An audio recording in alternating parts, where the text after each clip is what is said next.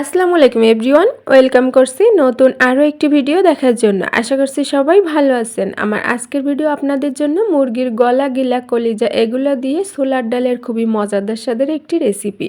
এই রেসিপিটা খুবই সহজ আর আমি আরও সহজভাবে তৈরি করে দেখানোর চেষ্টা করেছি। আশা করছি ভালো লাগবে। চলুন শুরু করি। সরাসরি রান্নায় চলে এসেছি। প্যানে তেল দিয়ে দিচ্ছি পরিমাণ মতো সয়াবিন তেল, আর এর সাথে দিয়ে দিচ্ছি 2টি তেজপাতা, কয়েকটি ছোট টুকরা দারুচিনি, আর দিয়েছি 4-5টি এলাচ, এর সাথে 5-6টি দিয়ে দিব লবঙ্গ।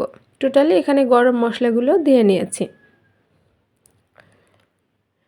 এখন এর সাথে দিয়ে দিব প্রায় 1 কাপের মতো পেঁয়াজ কুচি। এই পেঁয়াজটা একটু নরম হয়ে আসা পর্যন্ত অপেক্ষা করছি।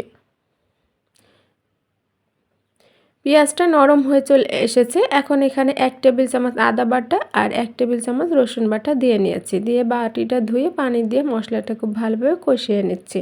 যেহেতু আদা রসুনটা বাটা, তাই নিচে লেগে যাওয়ার ভয় নেই, এজন্য পানি দিয়ে নিয়েছি।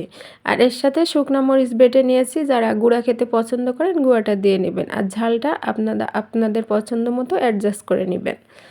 ভালোভাবে কষিয়ে এখন এখানে দিয়ে দিচ্ছি স্বাদমতো লবণ, এর সাথে দিয়ে দিচ্ছি হলুদের গুঁড়া 1 চা চামচ, আর দিয়ে দিব কালো গোলমরিচের গুঁড়া। কালো গোলমরিচের গুঁড়া দিয়ে নিচ্ছি 1/2 চা চামচের মতো। এর সাথে জিরার গুঁড়া দিয়ে দিচ্ছি 1 চা চামচ, আর ধনিয়ার গুঁড়া 1/2 চা চামচ।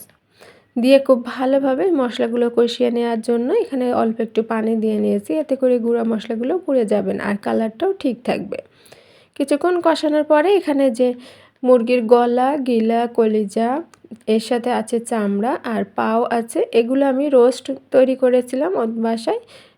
রোস্ট কিনে আনছিলাম, এজন্য এর ভেতরে যে রোস্টের মুরগির যে গলা, গিলা, কলিজাগুলো ছিল সেগুলো দিয়ে আজকের এই রেসিপিটা তৈরি করছি। আপনারা এভাবে করেও তৈরি করে নিতে পারবেন। তাছাড়া অন্য মুরগির থেকে এগুলো আলাদা করে রেখেও তৈরি করে নিতে পারবেন। কিছুক্ষণ কষানোর পরে এখানে আগে থেকে 4-5 ঘন্টা ভিজিয়ে রেখেছিলাম এই ছোলার ডালগুলো, সেগুলো এখানে দিয়ে দিয়েছি। এই ছোলার ডাল আমি সরাসরি ব্যবহার করেছি, আপনারা চাইলে একটু সিদ্ধ করে নিতে পারেন 50%-এর মতো। আমি এখানে সিদ্ধ করে নেব। একদম ভালোভাবে কষিয়ে নেওয়ার পরে এখানে এখন দিয়ে দিব পানি। এখানে আমি গরম পানিটা ব্যবহার করছি, এর ফলে এর কালারটা নষ্ট হবে না আর স্বাদও নষ্ট হবে না, তাড়াতাড়িও সিদ্ধ হয়ে যাবে। এজন্য এখানে অল্প পরিমাণ গরম পানি দিয়ে এই ডালটি সিদ্ধ করে নেব। চুলার আঁচটি মিডিয়াম আর লোয়ের মাঝামাঝি রেখে ঢাকনা দিয়ে ঢেকে ডালটি সিদ্ধ হওয়ার পর্যন্ত অপেক্ষা করছি। ডাল সিদ্ধ হয়ে গিয়েছে, পানিটাও শুকিয়ে গিয়েছে। আর এখন এখানে দিয়ে দেব ঝোলের পানি। কতটুকু ঝোল আমি রাখতে চাই সেরকম পানি দিয়ে এই ডালটি জাস্ট বলক উঠে আসার পরে আমি এটি নামিয়ে নেব। এখানে আবারও গরম পানি দিয়ে নিচ্ছি। আর ডালটি কিন্তু পুরোপুরি সিদ্ধ হওয়ার পরে এখানে ঝোলের পানি দিচ্ছি। আপনাদের ডালটি যদি আর একটু সিদ্ধ হতে বাকি থাকে তাহলে আরও একটু পরিমাণ পানি দিয়ে নেবেন। এখন ডাল পুরো সিদ্ধ হয়ে গিয়েছে, আর এখন এটি চুলা থেকে নামিয়ে নেব। তবে তার আগে একটু সুন্দর স্মেলের জন্য এখানে 1/4 চা চামচ অর্থাৎ 1 চিমটি পরিমাণ গরম মশলা আমি দিয়ে দিচ্ছি। দিয়ে ভালোভাবে মিশিয়ে দিয়ে ঢাকনা দিয়ে ঢেকে 10 মিনিট রেস্টে রেখে দিব, তারপর পরিবেশন করে নিব।